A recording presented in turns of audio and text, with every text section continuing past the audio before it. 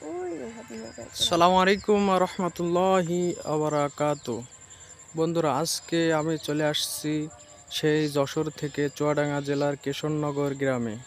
বন্ধুরা, এই যে সামনে আপনারা দেখতে পাচ্ছেন একটা বিরাট নদী। তো নদীর ধার দিয়ে চর এলাকা দিয়ে দেখেন কিভাবে কলই চাষ করেছেন। কলই, মাসকলাই, আমরা যেগুলোকে শীতের মৌসুমে বড়ি বানায় খাইয়ে থাকি, সেই কলই চাষ দেখেন। পুরো চরটাই কিন্তু এই একের পর এক দেখতে পাচ্ছেন কলইয়ের চাষ। তো এখানকার কৃষকদের সাথে কথা বলে যেটা বুঝতে পেরেছি, এখানে খুবই লাভজনক একটি আবাদ কিন্তু এই কলই চাষ। তো বন্ধুরা, চলেন আমি আপনাদেরকে দেখাচ্ছি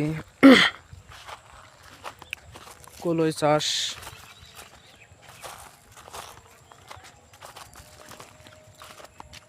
আসেন বন্ধুরা, এই দেখেন এই জায়গা থেকে কিন্তু ওই সামনে একটা দেখতে পাচ্ছেন আপনারা একটা রাস্তা।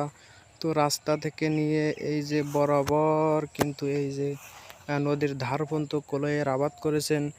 তো কৃষক মনিরুজ্জামান বললেন কলই চাষ খুবই একটা লাভজনক চাষ। তো এটা কিন্তু ফল তোলা কলই না, এটা গাছ সহকারে একবারে উঠিয়ে নিয়ে যেয়ে মাড়াই করে বিক্রি করা হয়। তো এটা কিন্তু খুব লাভজনক একটি আবাদ, আপনারা চাইলে অবশ্যই করতে পারেন।